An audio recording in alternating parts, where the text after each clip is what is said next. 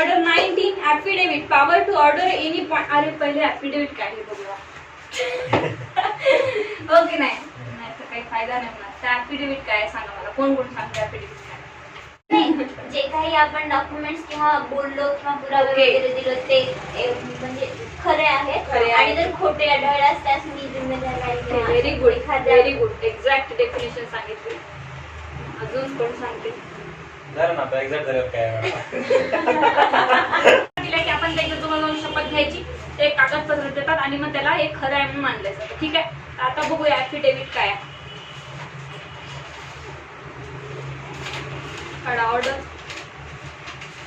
Affidavit power to order any point to be proved by affidavit. एक minute थोडा light सुरू करता दिसत नाही.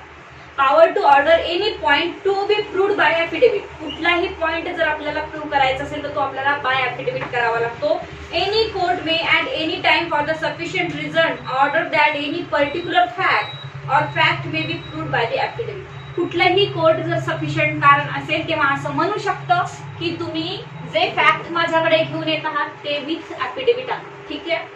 और that affidavit of any witness may be read at the hearing on such a condition as the court thinks reasonable.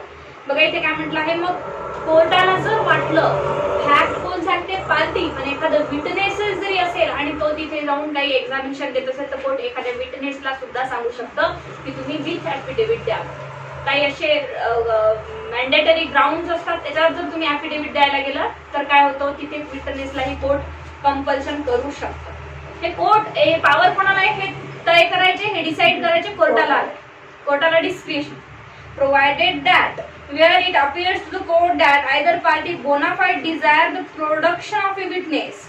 एखादी party बोनाफाइडली प्रामाणिकपणे ठीक आहे. एखादी पार्टी आता परत लक्ष द्या. एखादी पार्टी प्रामाणिकपणे एखाद्या विटनेसला घेऊन येते आहे for cross examination and that such witness can be produce and order shall not be made authorising the evidence of such witness to be given by the affidavit.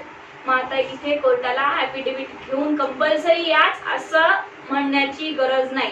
जर मी म्हणत असेल सर मी ऍफिडेव्हिट देते कोण मी पार्टी कळलं आणि या ऍफिडेव्हिटवर मी cross examination साठी या विटनेसला देते आहे. ठीक आहे की नाही. एखादी पार्टी कुठलीही ऍफिडेव्हिट देऊन क्रॉस एक्झामिनेशन कोणाचं घेत असेल तर त्या विटनेसला आता ऍफिडेव्हिट द्यायची गरज नाही. कळलं. त्या विटनेससाठी पार्टी ऑलरेडी पार्टीने बोनाफाइडली ऍफिडेव्हिट दिलेला. 2. Power to order attendance of a deponent for cross examination. आता डिपोनंट कोण जो कोणीही ऍफिडेव्हिट देतो त्या ऍफिडेव्हिट शपथधारक जो असतो त्याला इंग्लिश मधून डिपोनंट म्हणतात. त्याला मराठीतून शपथधारक म्हणतात. Power to order attendance of a deponent for cross examination upon any application evidence may be given by affidavit. कुठलेही एव्हिडन्स पुरावे ऍफिडेव्हिट सोबत जर देत असाल तुम्ही but the court may at the instance of either party order the attendance for cross examination of the defendant. आता बघा affidavit वर क्रॉस एक्झामिनेशन ही होऊ शकतं तुमच्या. ठीक आहे की नाही. एखादा जो पुरावे दिले तुम्ही पुराव्यामध्ये ऍफिडेव्हिट दिले की हे खरं आहे ते खरं आहे सगळं खरं आहे म्हणून सांगत आहात तुम्ही पण ते जर खोटं निघलं किंवा जर समोरच्या पार्टीला डाऊट वाटला तर at the instant of other party म्हणजे त्यांच्या मनावर आहे की ते तुम्हाला त्या ऍफिडेव्हिट वरही प्रश्न विचारू शकतात क्रॉस एक्झामिनेशन घेऊ शकतात. Such attendance shall be in a court unless the deponent is exempted from a personal appearance in a court or the court otherwise direct.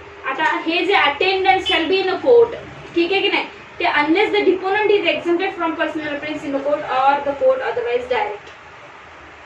जेव्हा कधी ऍफिडेव्हिट करतो कुठलीही केस दाखल करतो कुठलाही सूट दाखल करतो तेव्हा तिथे काय हो पाहिजे म्हणजे पाहिजेच ऍफिडेव्हिटच्या समोर शपथ जी घ्यायची असते ती स्वतः घ्यायची असते समोर घ्यायची असते.